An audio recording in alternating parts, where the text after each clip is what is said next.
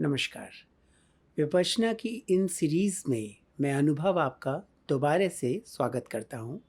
मैं आशा करता हूँ कि आप सभी लोग बहुत अच्छे होंगे और नवरात्रे चल रहे हैं। आप सभी को मेरी ओर से नवरात्रों की हार्दिक बधाइयाँ। तो एक और प्रश्न हमें मिला है जिसमें कि हमें एक बहुत ही डिफरेंट क्वेश्चन हमसे पूछा गया है। मुझे लगा कि ये एक बहुत ही ऐसा क्वेश्चन है जो कि हम सबके मन में रहता है, तो इस पे हमें एक बार डिस्कशन करना चाहिए। तो ये जो प्रश्न है ये हमारे पास आया है शिल्पा जी की तरफ से। शिल्पा जी लिखती हैं, आपकी वीडियोस मैं देख रही हूँ और आपका इजी तरीका समझाने का बहुत अच्छा है। Thank you so much Shilpa ji. मुझे बहुत क्लैरिटी मिली है। मेरा भी एक क्वेश्चन है। दृष्टा भाव और भोक्ता भाव क्या होते हैं? मैंने ये गोइंका जी की वीडियोस में सुना है। मैं कभी विपश्यना मेडिटेशन नहीं किया है। मैंने कभी विपश्यना मेडिटेशन नहीं किया है। क्या मैं घर पर सीख सकती हूँ? Please answer when you get time. Thank you Shilpa. Okay, so first of all Shilpa ji बहुत बहुत थैंक यू कि आप मेरी वीडियोस देख रहे हैं और मेरी वीडियोस से कहीं ना कहीं आपको लाभ हो रहा है। यहाँ पर ना आपने जो मुझसे पूछा है उसमें दो चीज़ें हैं, दो तरीके के क्वेश्चंस मेरे आगे आ रहे हैं, जिसमें कि आपने पहले तो पूछा है कि दृष्टा भाव और भोक्ता भाव क्या होते हैं।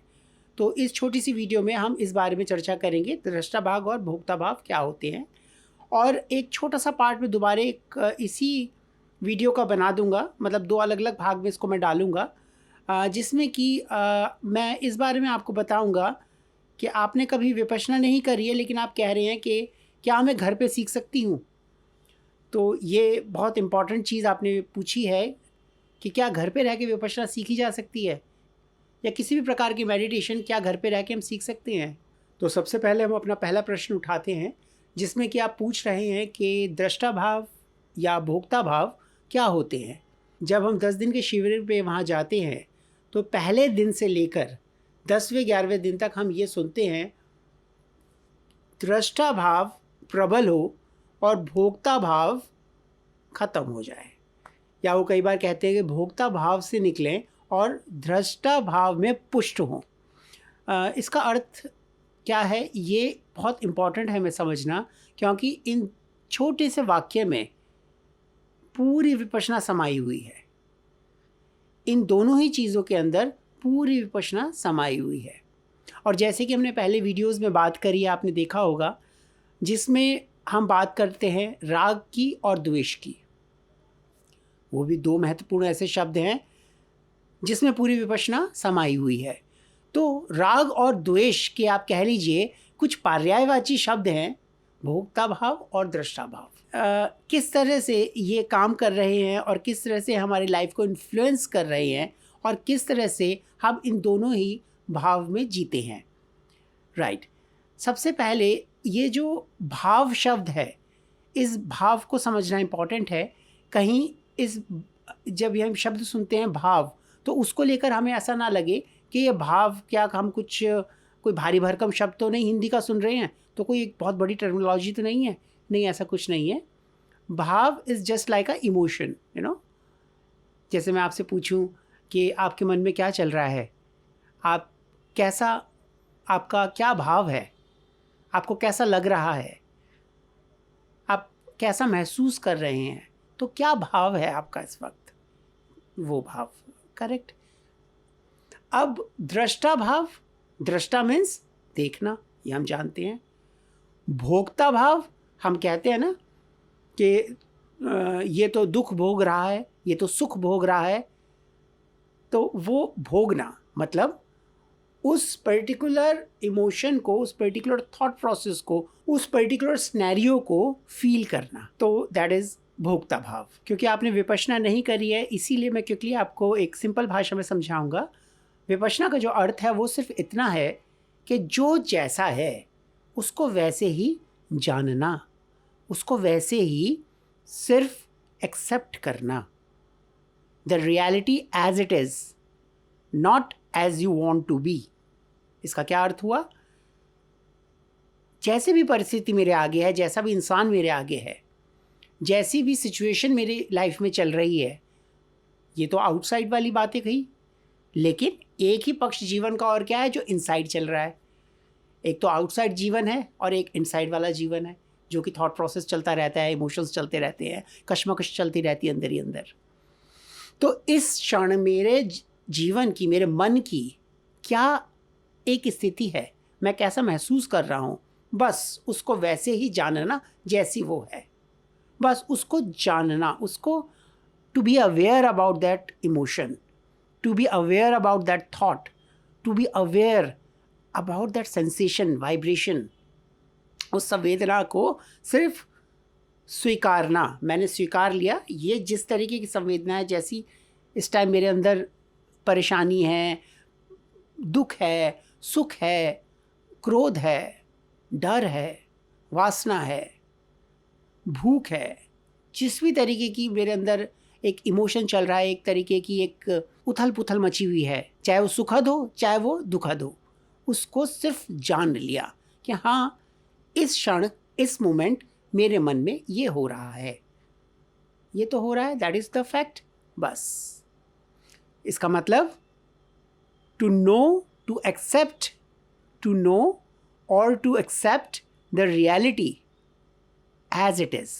रियलिटी क्या है? जो इस क्षण की सच्चाई है, उसको वो तो नहीं झुटलाई जा सकती ना, वो तो रियलिटी है कि मेरे मन में दुख है, सुख है, जो भी है, तो that is the reality. To accept that reality as it is, not as you want to be. इसका क्या अर्थ हुआ? Not as you want to be, ना कि जैसे कि आप चाहते हैं कि ये क्षण की सच्चाई बदल जाए या ये क्षण की सच्चाई एकदम हो जाए। मेरे मन में दुखी हूँ, मैं दुखी हूँ, मेरे मन में दुख है, मैं परेशान हूँ, मैं एकदम से सुखी हो जाऊँ, बस मैं एकदम सुखी हो जाऊँ, मैं एकदम सुखी हो जाऊँ। या मुझे डर लग रहा है तो एकदम से डर चला जाए, या ये सिचुएशन बहुत बढ़िया लग रही है मुझे तो ये सिचुएशन बस ऐसी बनी रहे, या मेरी गुडी गुडी इमेज पूरी सोसाइटी में बनी रहे, रिश्तेदारों में बनी रहे, परिवार में बनी रहे। तो ये जो सब चीज़ें हैं जो मैं चाहता हूँ, वो जब मुझे नहीं मिलती तो मैं व्याकुल होता हूँ, मैं परेशान होता हूँ। तो किसी भी प्रकार की जब आप मेडिटेशन कर रहे हैं या विपश्यना कर रहे हैं, तो उसका एक सीधा सीधा जो अर्थ है वो सिर्फ इतना है कि हमारी जो मन की एक व्याकुलता है उसको ख़त्म करना। और विपश्यना हमें ये सिखाती है कि किसी भी प्रकार की जो भी रियलिटी है, जो भी इस क्षण की सच्चाई है, उसको वैसे ही स्वीकार लो जैसे कि वो है। चाहे वो आउटसाइड की रियलिटी है, चाहे वो इनसाइड का कश्मकश है, कुछ भी प्रॉब्लम है, किसी भी तरीके की सिचुएशन है, कोई इंसान है, कुछ भी।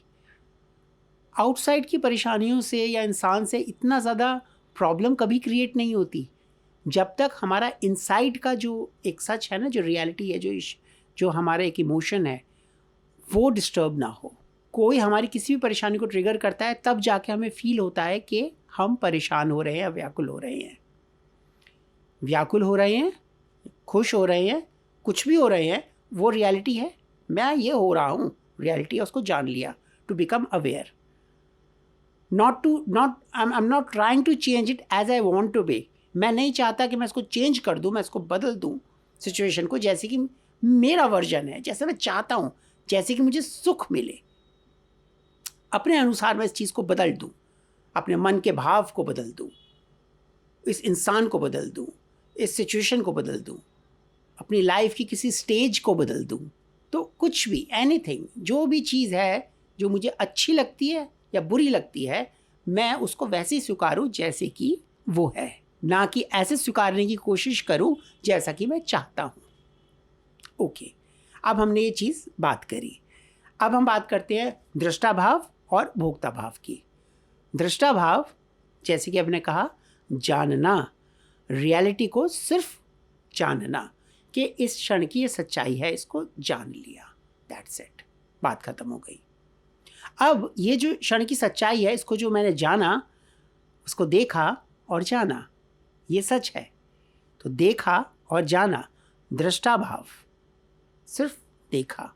और भोक्ता भाव क्या होता कि जब मैं उस सिचुएशन के अंदर इतना ज़्यादा इन्वॉल्व हो जाऊं, उसको बिल्कुल सच मानने लगूं और उसको इस तरह से मानने लगूं कि बस अब यही जीवन की सच्चाई है। And that is not to be That is not going to be changed. How I am going to survive with this reality, this situation, this person, these circumstances? मैं कैसे करूँगा? How will I be able to do that? And मैं कभी भी उस चीज़ को accept नहीं करता हूँ, मैं कभी भी उस चीज़ को रियलाइज़ नहीं करता हूँ कि whatever is happening it is going to change. ये चेंज हो जाएगा, यह भी बदल जाएगा, क्योंकि एवरीथिंग इज़ गेटिंग चेंज्ड. तो दृष्टा भाव में क्या है कि देख रहे हैं, जैसी सच्चाई उसको देख रहे हैं, चेंज नहीं कर रहे, कुछ नहीं बदल रहे, बस जान रहे हैं. और देखते देखते देखते देखते देखते ब्रह्मांड का सत्य क्या है, सब बदल जाता है.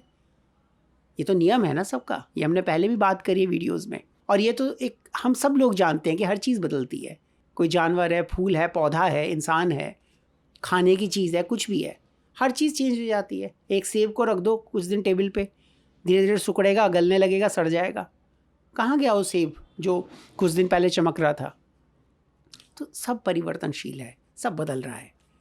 तो ये बहुत खूबसूरत चीज़ है और इस चीज़ का फ़ायदा उठाना चाहिए. फ़ायदा कैसे उठाना चाहिए कि इस पर्टिकुलर चीज़ का ज्ञान, इस चीज़ के लिए अवेयरनेस हर क्षण अपने मन में रखनी चाहिए कि जो कुछ भी हो रहा है वो बदल जाएगा. तो क्या मुझे इतना रिएक्ट करना चाहिए जो मैं कर रहा हूँ? जब मैं बार बार ये चीज़ को महसूस करता हूँ तब मेरा रिएक्शन का भाव ख़त्म हो जाता है, लेकिन करना बहुत मुश्किल है. तो विपश्यना हमें यही सिखाती है कि दृष्टा भाव, सिर्फ जानना, देखना, कैसे प्रबल करें, कैसे स्ट्रॉन्ग करें. और भोक्ता भाव मतलब उस सिचुएशन को रियलिटी समझकर और परमानेंट समझकर हमेशा उसमें, मतलब उस क्षण को डिस्ट्रॉय कर देना. चाहे वो परमानेंट है या नहीं है, छोड़ो, बात की बात है. लेकिन मैंने क्या खोया? मैंने उस परेशानी को सच मानकर, ये जो मोमेंट था मेरी लाइफ का मोमेंट, सपोज अभी क्या बजा है, 8:36. तो 8:36 3 सेकंड का जो मेरा समय था, ये तो इस जीवन में दोबारा नहीं आएगा ना. दिस पर्टिकुलर मोमेंट 8:03 तो कल आएंगे, लेकिन ये डेट नहीं होगी, ये ईयर नहीं होगा. So that moment which is gone, it is gone for ever. और मैंने वो कैसे निकाल दिया?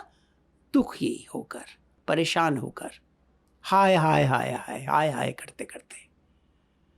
That is not the way to live.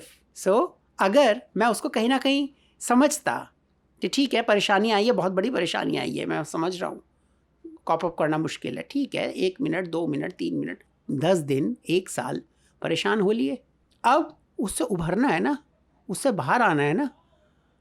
जो नया क्षण आ रहा है या जो क्षण चल रहा है, उस क्षण को स्वीकारना है और आगे बढ़ जाना है. जब हम इस तरह से स्वीकारते हैं, आगे बढ़ जाते हैं, तो दृष्टा भाव प्रबल करते जाते हैं. और दृष्टा भाव जितना प्रबल होता जाता है, हमारा जो मन है वो उतना ही शांत होता जाता है. वो क्यों होता जाता है? कि उस सिचुएशन की, उस इमोशन की, उस इंसान की या उस परिस्थिति की जो पकड़ है मेरे माइंड के ऊपर, जो एक ग्रिप है, जिस ग्रिप की वजह से मैं कश्मकश में रहता हूँ कि ग्रिप हट जाए, मतलब ये जो चीज़ है ये बदल जाए. अगर ये चीज़ अच्छी है तो कहीं ये मुझसे दूर ना हो जाए, ये चीज़ बुरी है तो ये मेरे पास क्यों है, ये दूर क्यों नहीं जा रही. तो इसी कश्मकश में लगा रहता हूँ, राग द्वेष, राग द्वेष, राग द्वेष. तो ये जो पकड़ मेरी बन जाती है ना, ग्रिप जो बन जाती है मेरे माइंड के ऊपर, बस यही व्याकुलता का कारण है. यही सारी डिस्टर्बेंस, माइंड की जो एक उथल पुथल होती है ना, सरदर्द जो होते हैं, ये एंजाइटी अटैक्स जो आते हैं, डिप्रेशंस जो होते हैं, ये कारण सिर्फ इसी चीज़ का है. जो चीज़ नहीं है उसको हम सच मान के जीने लगते हैं. पास्ट की कोई घटना, उसे याद करते रहेंगे, परेशान होते रहेंगे, क्योंकि माइंड का स्वभाव या तो पास्ट में जाएगा या फ्यूचर में जाएगा, प्रेजेंट में नहीं रुकेगा. फ्यूचर में कहीं ऐसा ना हो जाए, कहीं ऐसा ना हो जाए तो मेरी वाइफ कल आ जाए, वो पता नहीं कैसी हो, तो मुझे अपनी वाइफ से क्या एक्सपेक्ट करना चाहिए. मेरा कल बिजनेस स्टार्ट होगा, क्या पता प्रॉफिट हो, लॉस हो. कल मैं किसी नए रिलेशनशिप में जा रहा हूँ तो क्या होगा. मैं एक पार्टी में जा रहा हूँ जब 10 सदस्य ऐसे हैं जो कि मुझे पसंद नहीं करते. अब वो पसंद करते हैं नहीं करते मुझे नहीं पता, लेकिन मेरा एक वर्जन है कि वो पसंद नहीं करते और मैं वहाँ स्टेप इन होने से ही घबरा रहा हूँ. धक धक धक धक धक धक धक धक मन में हो रही है, सांस फूल रही है, अंदर ही अंदर बहुत परेशानी चल रही है मेरे.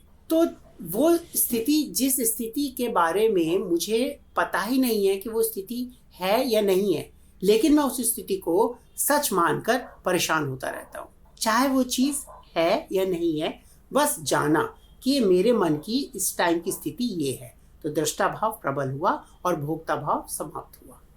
तो भोगना खत्म हुआ और सिर्फ दृष्टा भाव देखकर आप आगे बढ़ गए, नेक्स्ट क्षण में स्टेप इन कर गए। तो इसका यही अर्थ है। एक छोटे से उदाहरण से हम जाते जाते और समझेंगे। हम मूवी देखते हैं किसी भी थिएटर में बैठकर, तो मूवी में जो चल रहा होता है, we are not participating in to that movie, we are watching that movie. लेकिन हम अपनी लाइफ में जो कुछ भी चल रहा है, हम इसको एज अ मूवी नहीं देख रहे, हम इसमें पार्टिसिपेट कर रहे हैं। ऑफ कोर्स पार्टिसिपेट तो करना पड़ेगा। जो मेरा स्कूल का काम है, जो मेरे ऑफिस का काम है, जो मेरे कॉलेज का काम है, जो मेरी फैमिली का काम है, जो मेरी सोसाइटी का काम है, जो मेरा काम है, या मेरा जो भी कर्तव्य है, मैं जहाँ पर भी कार्यरत हूँ, वो काम तो मुझे करने पड़ेंगे। लेकिन जो काम मैं कर रहा हूँ उसमें एज अ पार्टिसिपेंट तो पार्टिसिपेट कर रहा हूँ, लेकिन उसके जो रिजल्ट्स आ रहे हैं, जो भी चीज़ आ रही है, जो भी कुछ भी हो रहा है, उसको मैं अटैच्ड होकर भोक्ता भाव, मतलब एज अ पार्टिसिपेंट उसके रिजल्ट में इन्वॉल्व नहीं हो रहा हूँ, सिर्फ दृष्टा भाव से उसे जान रहा हूँ, देख रहा हूँ। एक मूवी चल रही है, मैंने पार्टिसिपेट किया, मैं चला आया। अब जो कुछ हो जो हो, रिजल्ट जो आए वो आए। जैसे पिक्चर हॉल में पिक्चर देखते हैं, वैसे बस वो देख लेंगे, वो जान लेंगे ये हुआ, अच्छा हुआ बुरा हुआ, जो हुआ, ना उसे अच्छा मानना ना बुरा मानना। कुछ हुआ, कोई घटना घटी, वो घटना मेरे वर्जन के लिए अच्छी हो सकती है, किसी और के वर्जन के लिए अच्छी बुरी हो सकती है। आपने और मैंने दोनों ने लॉटरी का टिकट खरीदा, आपकी लॉटरी लग गई, मेरी नहीं लगी। घटना तो सिर्फ ये हुई कि लॉटरी के टिकट की लॉटरी लग गई, मतलब लॉटरी के टिकट का इनाम निकल गया। अब वो इनाम किसका निकला? आपका निकला, मेरा नहीं निकला। आपके वर्जन के लिए वो घटना अच्छी है, मेरे वर्जन के लिए वो घटना बुरी है। तो ये परसेप्शंस हैं लाइफ के।